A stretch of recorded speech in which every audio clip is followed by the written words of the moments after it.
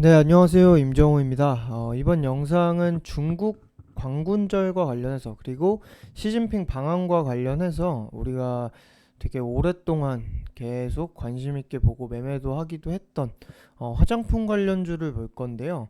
화장품 관련주만 보는 건 아니고 뭐 제로투세븐, 소비재, 뭐 식품, 뭐 또 그 외에도 뭐 게임도 있고 엔터도 있고 한데 화장품과 그리고 제로투세븐을 보면서 정리를 하면서 좀 마무리를 할 겁니다.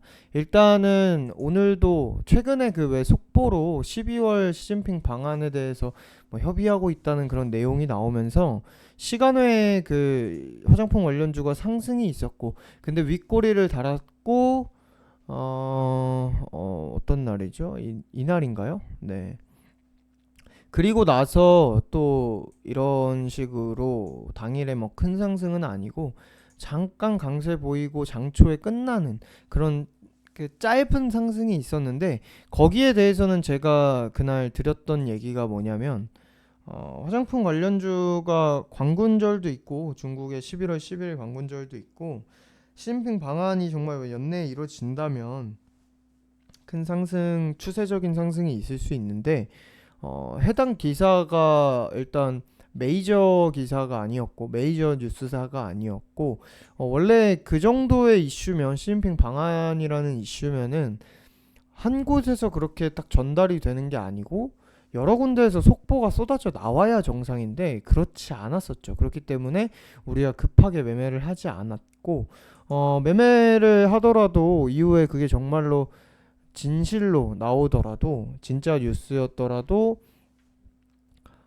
이후에 어차피 이제 잡을 타점을 줄 텐데 굳이 불확실한 기사 하나에 급하게 올라탈 필요는 없다라는 얘기를 드렸었고, 그리고 나서는 뭐 결국에 그 뉴스가 퍼지지 않고 그냥 조용해졌습니다. 그러다 보니까 화장품 관련주도 큰 변동이 없었죠. 그런 상황에서 오늘은 그나마 연합뉴스에서 이런 시진핑 조기 방안 위에 중국과 협의라는 주중 한국 대사관에서 이런 내용을 발표를 합니다.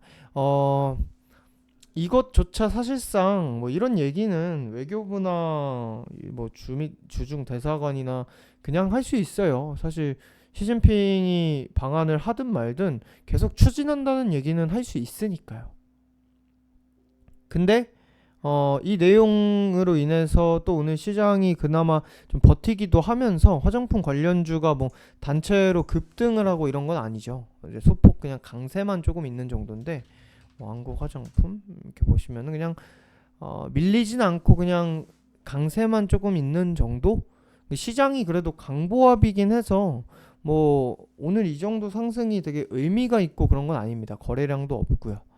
근데 지금 이러한 기사가 있기 때문에 조금 더 기대감이 있을 수 있고, 여기에 추가로 신빙 방안과 관련해서는 뭐 협의를 계속 한다고 하니 중간에 특별하게 기사가 그렇게 이제 막 속보로 전해지게 되면은 그때 좀 출발을 할 수 있겠죠. 그 부분에 대한 그 지금 이렇게 변동성이 크지 않을 때 준비하는 정도와 추가로 이제 뭐 이렇게 화장품 우리나라의 그 대표 주자인 LG생활건강도 뭐 광군제 마케팅에 나섰다, 뭐 식품에서도 광군제를 주목한다, 뭐 이런 식으로 기사가 나옵니다. 물론 얘네 식품과 화장품뿐만 아니라 중국의 수출 비중이 높은 뭐 소비재들, 그리고 뭐 엔터, 아까 얘기했던 그런 게임 뭐 여러 가지가 있죠. 그 중에서 그래서 우리는 화장품과 오늘 뭐 소비재를 본다고 했는데, 화장품은 전과 같습니다. 지금 준비하는 기간에서 괜한 후발주를 잡을 필요는 없어요. 클리오가 그래도 최근에가 아니라 원래 얘네는 조금 실적도 괜찮고 색조에서 이름 있는 기업인데, 사실상 화장품 관련주에서는 후발주로 이렇게 내리막길을 걷고 있어요. 그러니까 이런 후발주를 산다면 큰 손실을 피할 수 있고, 큰 손실이 나더라도 시간을 투자하면 어차피 수익은 보고 나올 수 있는 기업입니다. 다른 그 중국과의 그 사드 이후에 화장품 관련주가 적자를 많이 보이는 거와 보이는 반면에 이런 기업은 이렇게 실적이 잘 나오거든요. 그렇기 때문에 이 뭐 클리오 같은 후발주들, 예전에 추천을 했던 그런 후발주들은 가지고 있는다고 해서 손해 볼 거는 없어요. 하지만 테마주로 보기에는 좀 적절치 않죠. 왜냐면 후발이니까. 그래서 동일합니다.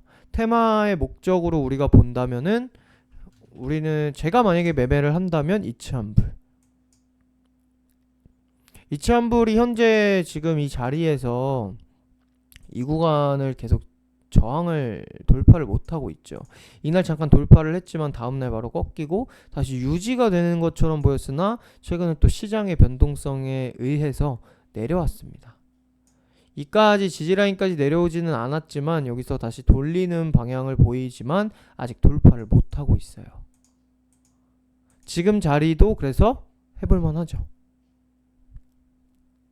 지지라인을 보고 손절라인을 잡아도 되고, 그냥 최근에 시장이 좀 어렵다 보니까 그냥 짧게 마이너스 3, 4%의 그냥 손절라인을 잡고 드려도 되고, 당연히 계획은 이거 돌파하게 되면은 이게 돌파를 좀 확실하게 거래량 실려서 하려면 그냥 짧게 거래량이 실리지 않고 이슈 없이 그냥 장 따라서 조금 이 저항라인 돌파하고 지지라인으로 바뀌어서 올라오게 된다면, 얘를 단기 스윙 정도로 이거 위에 안착을 하게 되면은 다음 추가 슈팅을 노려보는 정도로 홀딩을 할 수 있는데, 이슈가 나오거나 거래량이 터지면서 가게 된다면 여기까지도 당연히 전고점 부근까지도 노려볼 수 있겠죠.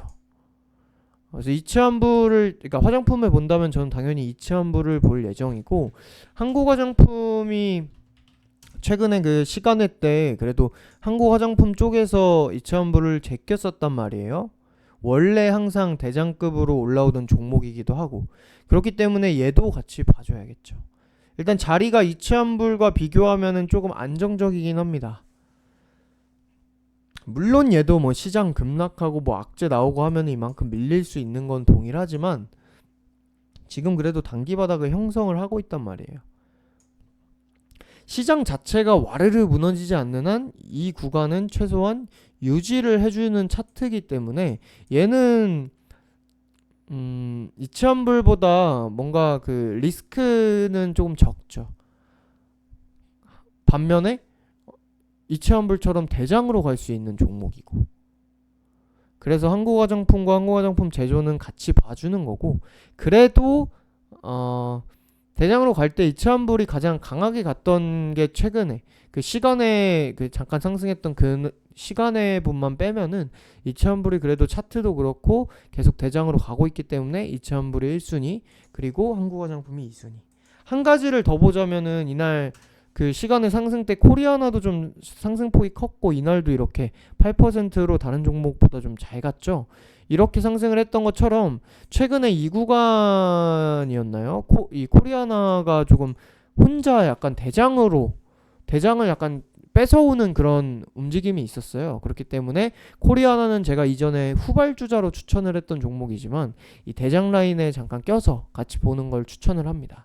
그래서 화장품 관련주 3개는 전과 동일하죠. 그냥 동일한 내용으로 우리가 광군제 이제 한 3주 정도 안 남았는데 광군제 보고, 그리고 중간에 또 시진핑 방한과 관련한 호재가 나왔을 때를 준비하는 그런 섹터로 보시면 되겠고, 마찬가지로 이제 뭐 소비재에서 제로투세븐을 우리가 본다고 했는데 제로투세븐이 있죠.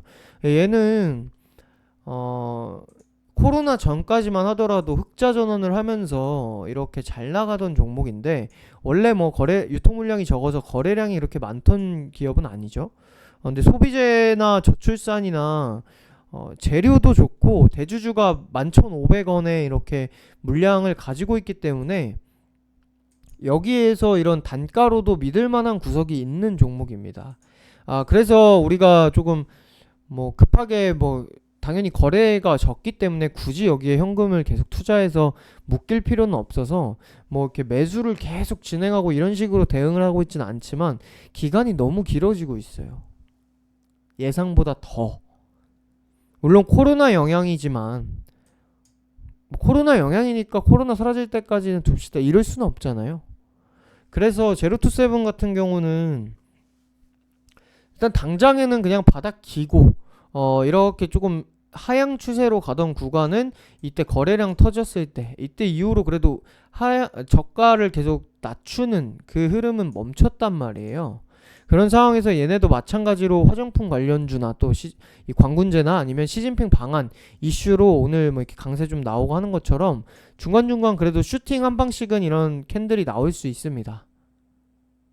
근데 지금 뭐 당장에 말씀드릴 건 아니지만 우리가 전에 원래 이렇게 수십 퍼센트, 20% 이상 수익권에서 코로나 때문에 이렇게까지 내려와서 좀 길어진 종목이기 때문에 지금 기간이 더 이 상태로 저점을 낮추고 있진 않아서 뭐 급하게 저점에서 매도를 하고 그럴 필요는 없지만 혹여나 시진핑이나 아니면 광군제 이슈로 슈팅이 좀 세게 나온다면은 그때 좀 줄여줄까 제가 염두를 하고 있어요.